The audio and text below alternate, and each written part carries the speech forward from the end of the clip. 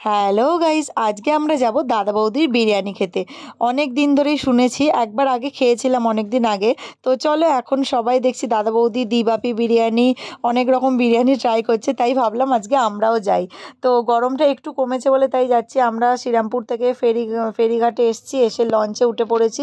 তো মিমি লঞ্চে ঘোরাঘুরি করছে। ভীষণ গরম, কারণ এখন বেজে গেছে 1:30টার সময় প্রচণ্ড গরম লাগছে। তাও ওয়েদারটা দুদিন বৃষ্টি হয়েছিল বলে ঠিকঠাক ছিল, কিন্তু এখন লঞ্চে প্রচণ্ড গরম লাগছে। তো যাই হোক, বেশিক্ষণ টাইম লাগবে না।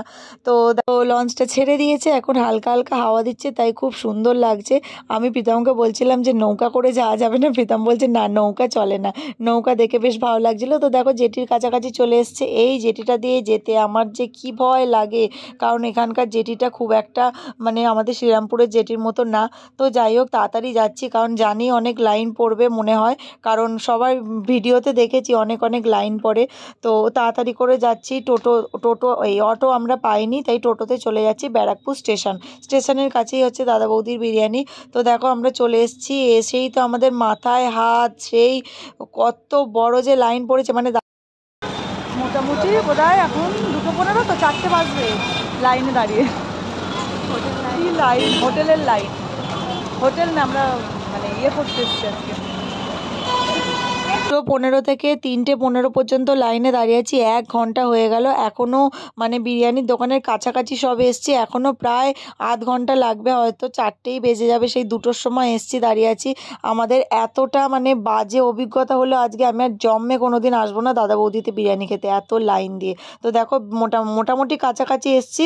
এখন বেজে গেছে তোমার 3:45। জানি না এখন আমি কখন গিয়ে বসতে পারবো, খেতে পারবো খাবারটা। ওইখানে দাঁড়িয়ে আছে গৌরীরা, এত কষ্ট হচ্ছিল, আমরা ওই জন্য এসে এতটা লাইন আছে, যার জন্য আমি আর মিমি এখানে এসে একটু বসলাম। কোমরে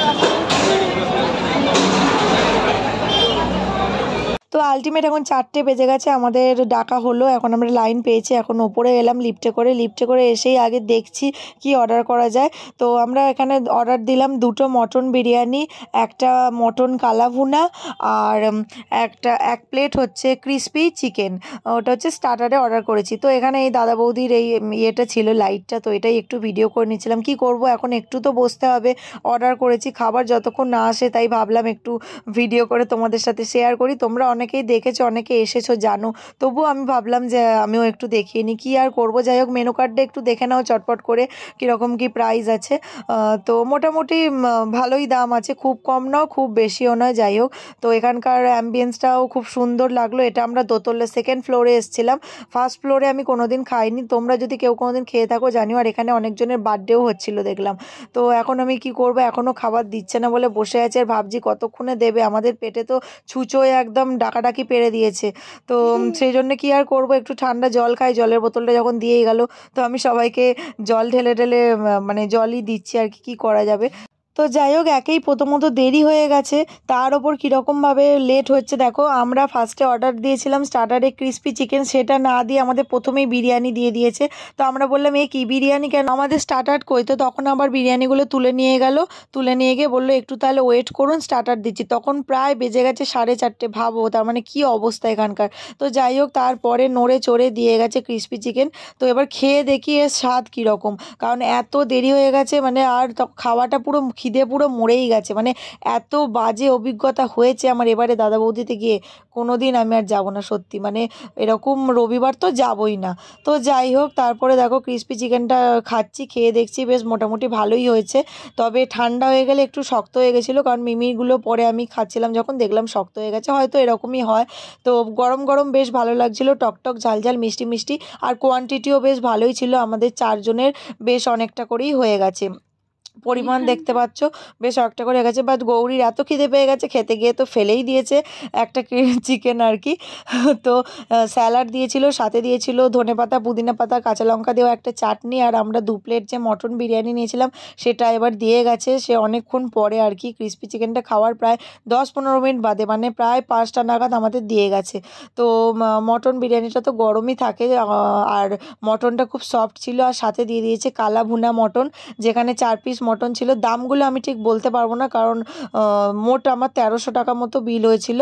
তো এখানে আমরা তখন খিদে পেয়ে গেছে, আর কোনো দিকে না তাকিয়ে আমরা তাড়াতাড়ি করে খেতে শুরু করে দিয়েছি, মানে সেই বাইলা খেতে পড়ার মতো আর কি, কারণ কিছু করার নেই। যে খাবারটা আমরা দুপুর 2-2:30টায় খাই সেটা বেজে গেছে 5টা, মানে বুঝতে পারছো মানে প্রচণ্ড অবস্থা খারাপ। যাই হোক, দেখতেই পাচ্ছ, আমাকে দেখে তুমি বুঝতেই পারবে হাই হাই করে খাচ্ছি, কিছু করার নেই। প্রচণ্ড খিদে পেয়ে গেছিলো আর ভালোও লাগছিল না তখন, তবে বিরিয়ানিটা খেতে খুব সুন্দর ছিল।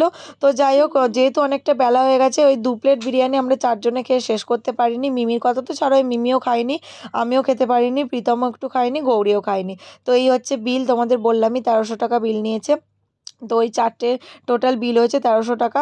আমার ব্যাগ খুলে দেখি পয়সা নেই, তো আমি প্রীতমকে সেটাই বলছি, আমি পয়সা দিতে পারবো না, তোমার কাছে থাকলে তুমি দাও। তো তারপরে এখান থেকে আমি 4-5টা কাঠি ব্যাগে নিয়ে নিয়েছি, কারণ দাঁত কথা যে পরে কাজে লাগে, আর সাথে একটু 2 চামচ মৌরি খেয়ে নিয়েছি। তো 5:30টার সময়ও লাইন, দুপুরের খাবারের জন্য 5:30টার সময়ও লাইন, বাবারে বাবা। ও চলো এবার বাড়ির উদ্দেশ্যে রওনা দিচ্ছি। তো আমরা এখান থেকে বেরিয়েই টোটো পেয়ে গেছি, এখান থেকে আমরা ফেরিঘাট যাচ্ছি। তো এখান থেকে 15 টাকা করে নিল আমাদের ভাড়া। তো মিমি যেহেতু ছোটো, ওর ভাড়া লাগেনি, এখনও মোটামুটি অল্প অল্প রোদ্দুর ছিল। তো চলো এখান থেকে তারপরে আমরা গিয়ে লঞ্চ ধরবো, লঞ্চ ধরে তারপর সোজা বাড়ি চলে যাব।